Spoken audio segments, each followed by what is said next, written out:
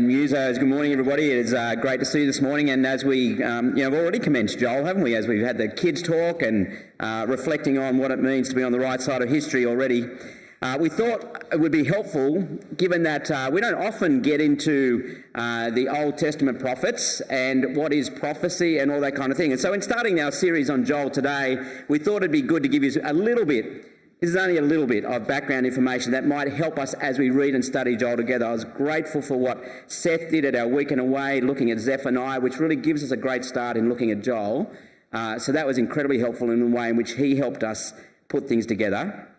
But can I say, Joel is one of 15 prophets who have writings in the Bible. Now, some might say 16, they might include Daniel in that list. There are three major prophets because their prophecies are long. And there are 12 minor prophets, often called the Book of the 12, because their prophecies are short, not less important. And so Joel is one of the 12 minor prophets. Now, incidentally, does anyone know who the very first prophet was not on the list? Is there a list on the screen? Yes, there you go. Does anyone know who the very first prophet was not on the list? Moses. Okay, so Moses is where we get our understanding, if you like, of what a prophet is. Okay, and so while Moses wrote many things, he's not listed as one of the prophets in our prophecy books on the Bible. Now, I just want to answer two questions in brief. That is, what is prophecy, and why do prophets use poetry and imagery so much? So firstly, what is prophecy and what is a prophet? Well, let me just start by what it's not. A prophet is not like a fortune teller.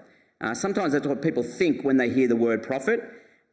He's not simply making predictions about the future, although, of course, he does.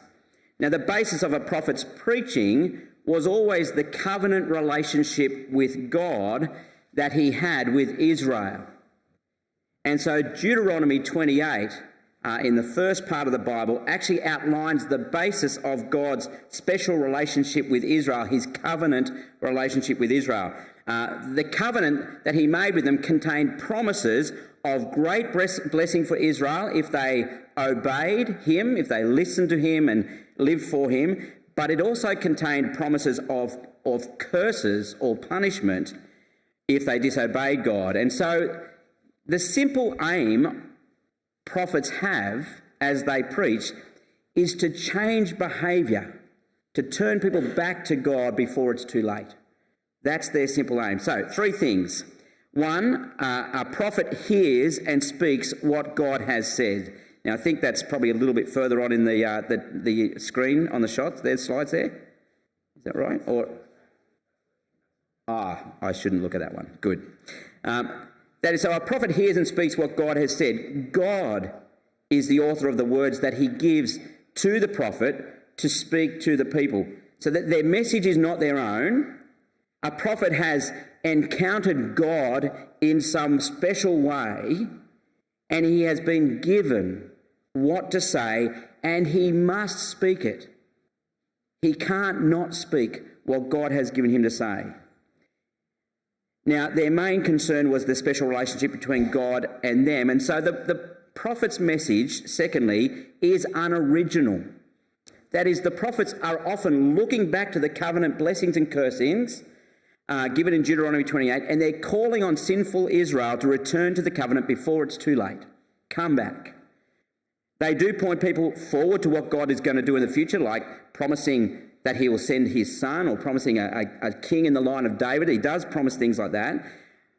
But even as they do that, the prophets are looking back to what God has promised that he would do under certain circumstances. And so, for example, the cursings and the blessings, mostly it was about the consequences for turning away from God and the salvation that he promised he would bring if they turned back. So secondly, the prophet's message is unoriginal. Thirdly, the prophet's message is only fully understood in light of Jesus. So Jesus himself claims to be the fulfillment of all that is promised in the law and the prophets. Now, we're not asking, where, as we read the Old Testament, we're not saying where is Jesus hiding in these verses. It's not like, I heard someone say, it's not like looking for where's Wally. Okay, that's not what we're doing as we do that. But how does the coming of Jesus change the way in which I understand what has been spoken in the prophets. Now, we read the prophets as we read any other part of the Old Testament through the lens of Jesus Christ. Well, the other thing to mention briefly here is that Old Testament prophecy normally has 3 peaks of fulfillment. So you'll hear a prophet say something, and you'll wonder, is he talking about now or is he talking about something in the future? Well, there are 3 ways in which these fulfillments of what the prophets say. So firstly, there's the fulfillment before Jesus comes. That is, what is the fulfillment for the original hearers? How did they understand what the prophet was saying? How would they think this prophecy would be fulfilled in their experience? Then you've got the fulfillment that happens in Jesus, so fulfillment in Jesus himself. How does Jesus fulfill the salvation that we don't find completed in the Old Testament? So how is what the prophets say fulfilled in Jesus? And then finally, Jesus' return. What fulfillment is there that is going to happen in eternity? So the things that will be completed when Jesus comes again that aren't yet completed in the prophecies that we read. And so it's a little bit like a mountain range, like there's a smaller mountain, a larger mountain, and even a larger one. And so from a distance, it can be hard to work out what the prophet is talking about. And sometimes he can be referring to the whole 3 things all in one go. Okay, so there are different time frames in which the prophecies come about. That's a little bit about prophecy. Why do the prophets so often use Hebrew poetry and imagery? Why do they use that in such a significant way? Because a lot of prophetic writing actually uses the style of Hebrew poetry. One of the best ways to think of it is as word pictures that are used to evoke a heart response. So here's 3 of the reasons why it seems that prophets use poetry and imagery. Firstly, poetry can speak powerfully to the will and the emotions.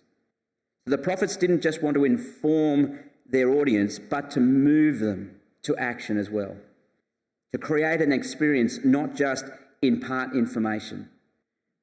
So secondly, poetry, with its stress on imagery and symbolism, is sometimes better suited than prose is to convey the wonders of God, his character, his doings that are at the heart of the prophet's message. And so the symbolism, the imagery actually conveys that to us more vividly. And then thirdly, poetry can speak about the meaning of future events without necessarily having to describe all the details literally. And so it helps us to understand what is true and what is going to happen, even though we may not be able to nail down specifics like dates and times and that kind of thing. And so hopefully as we read through this book of Joel, we'll be grasping a better idea of how he writes and how we're supposed to understand what he's writing. And as we look at Joel together, I'm praying that it will be a great encouragement to us. I think we're going to read God's word now. So let's do that.